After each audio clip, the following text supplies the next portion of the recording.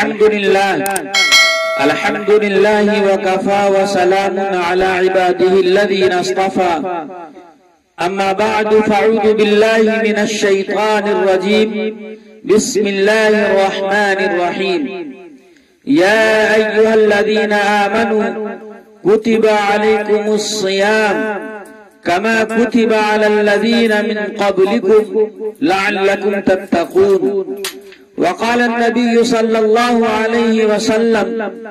الصوم جنة من النار كجنة أحدكم من القتال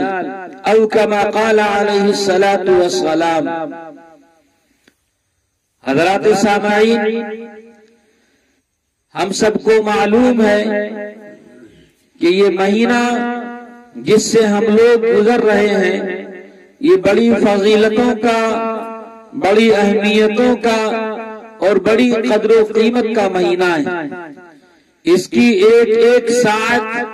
بڑی مبارک ہے۔ جس شخص نے بھی اس مہینے کے حقوق ادا کیے، روزوں کا اہتمام کیا، نماز تراویح کی پابندی کی اور دیگر عبادات میں شوق و ذوق کا مظاہرہ کیا اور خوب دل جمعی کے ساتھ اس مہینے کو اپنی عبادتوں میں گزارا، یقیناً وہ شخص کامیاب ہے اور اس کی آخرت کی زندگی بھی کامیاب ہے۔ وہ اس مہینے کی فضیلتوں کی وجہ سے، برکتوں کی وجہ سے اور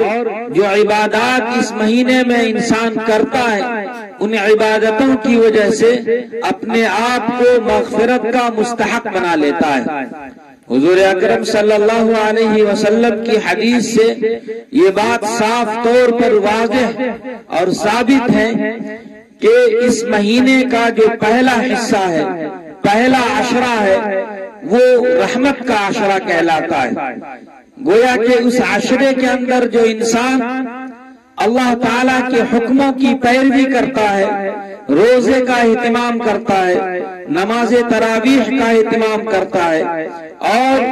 ایک ایک لمحے کو اللہ کی عبادت میں گزارتا ہے اور اس کی کوشش میں لگا رہتا ہے، یقیناً وہ انسان اللہ کی رحمت کا مستحق ہو جاتا ہے، اس پر اللہ کی رحمتیں برستی ہیں، گویا کہ وہ اللہ کی رحمتوں میں غوطہ لگاتا ہے اور جب اللہ کی رحمت اس پر برستی ہے، اللہ کی رحمت کا وہ اپنے آپ کو مستحق بنا لیتا ہے، تو پھر دوسرے عشرے میں اللہ کی مغفرت اس کو حاصل ہو جاتی ہے۔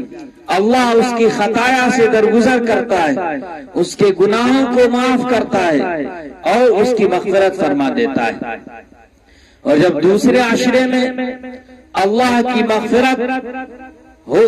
اس کو مل جاتی ہے، اللہ کی مغفرت کا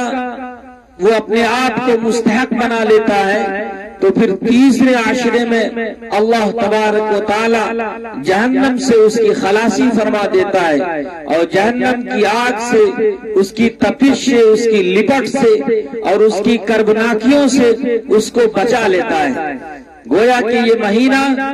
گنہگاروں کے لیے مغفرت کا مہینہ ہے۔ یہ مہینہ بہت ہی زیادہ اہمیت کا حامل ہے۔ جس شخص نے اس مہینے کے حقوق ادا کیے، اس مہینے کی ساعتوں کو، گھڑیوں کو، راتوں کو، دنوں کو عبادت میں گزارتا ہے، وہ اپنے آپ کو مغفرت کا مستحق بنا لیتا ہے اور وہ کامیاب ہو جاتا ہے۔ بزرگوں، ایک بات مجھے یہ کہنی ہے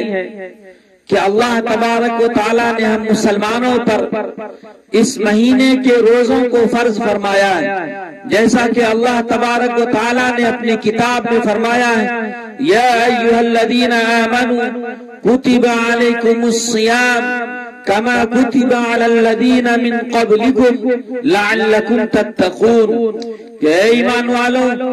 ہم نے تم پر روزوں کو فرض کیا ہے جیسا کہ تم سے پہلے لوگوں پر فرض کیا تھا، اور پھر اللہ تبارک و تعالیٰ نے آگے مقصد بھی بتا دیا۔ مقصد یہ ہے کہ تم تقوی والے بن جاؤ، تمہارے اندر اللہ کا خوف پیدا ہو جائے، خشیت الہی تمہیں میسر ہو جائے،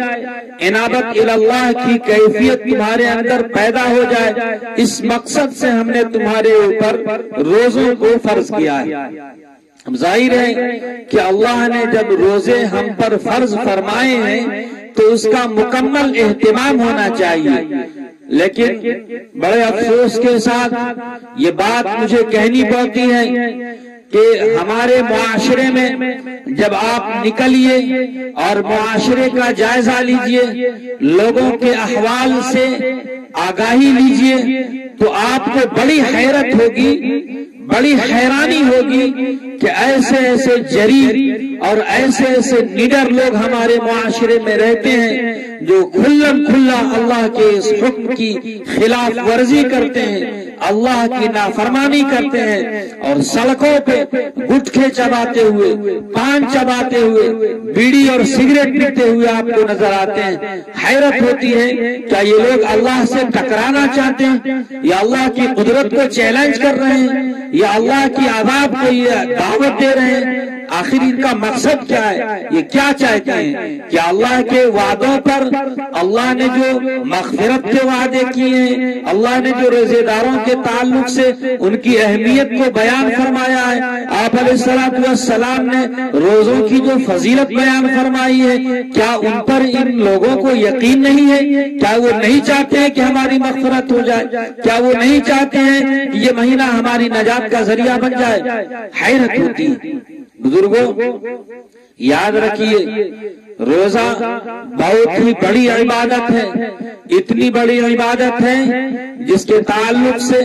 جس کی فضیلت کو بیان فرماتے ہوئے حضور اکرم صلی اللہ علیہ وسلم نے ایک حدیث میں بیان فرمایا ہے، مسلم شریف کی روایت ہے، جس میں آپ علیہ السلام نے فرمایا کہ قسم ہے اس ذات کی جس کے قبضے میں محمد کی جان ہے کہ بلا شبہ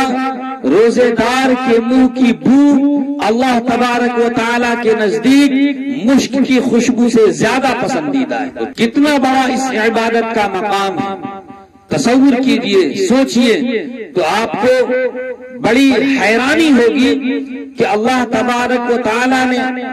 روزے کے علاوہ دیگر عبادات کے اجر و ثواب کو جو بیان فرمایا ہے اس کی مقداریں بیان فرما دی ہے، اس کے اندازے بیان فرما دیے،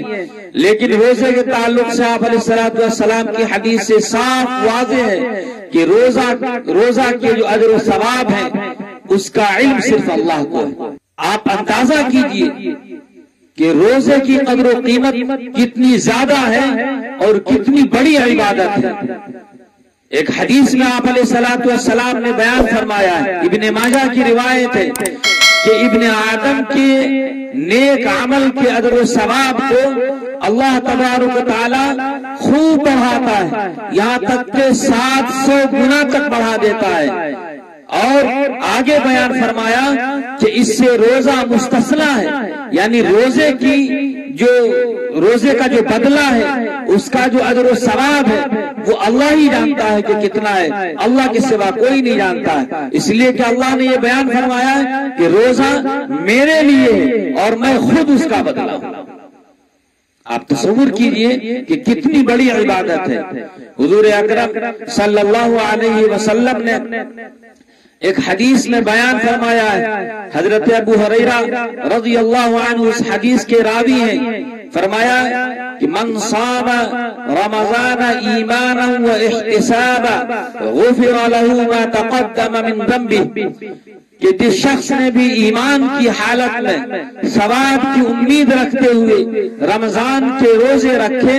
اس کے سابقہ گناہ معاف کر دیے جاتے ہیں۔ کتنی بڑی اہمیت کا، کتنی بڑی فضیلت کا یہ مہینہ ہے، اور اس مہینے میں کی جانے والی عبادت یعنی روزہ کتنا محترم شان عبادت ہے، اور کس قدر اس کا اہتمام ہونا چاہیے، یہ ہم ایمان والوں کو خود اس بات کا فیصلہ لینا چاہیے، سمجھنا چاہیے کہ اللہ تبارک و تعالیٰ نے اپنے فضل سے ہم پر احسان فرمایا کہ رمضان کا مبارک مہینہ ہمیں عطا فرمایا، اور اس کے روزوں کے اہتمام کی اللہ نے ہمیں وسعت دی، قدرت دی ہے، اور اس کے باوجود اگر ہم روزہ نہیں رکھتے ہیں اور کھلا اللہ کے اس حکم کی خلاف ورزی کرتے ہیں ہیں تو پھر یہ سمجھیے کہ ہم سے بڑا زیادہ محروم، ہم سے زیادہ بڑا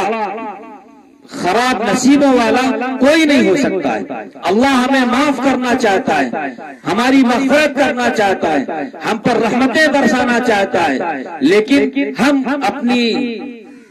گستاخیوں کی وجہ سے، اپنے گناہ کی وجہ سے، اپنے معصیت کی وجہ سے، اپنی محرومیوں کی وجہ سے اس کو ہم دھتکار رہے ہیں، اس سے اپنے آپ کو الگ کر رہے ہیں اور اپنی رحمتوں سے، اللہ کی رحمتوں سے اپنے آپ کو دور کر رہے ہیں۔ یہ بہت ہی زیادہ محرومی کی بات ہے۔ اللہ تعالیٰ سے دعا کیجیے کہ اللہ تعالیٰ ہمارے معاشرے کے، مسلم معاشرے کے ہر فرد کے اندر روزے کی اہمیت کو بٹھا دے، اس مبارک مہینے کی قدر و قیمت سے آشنا کر دے، ہر فرد کو آشنا کر دے اور اس کے اہتمام کی توفیق مرحمت فرمائے۔ وآخر دعوانا ان الحمدللہ رب العالمین۔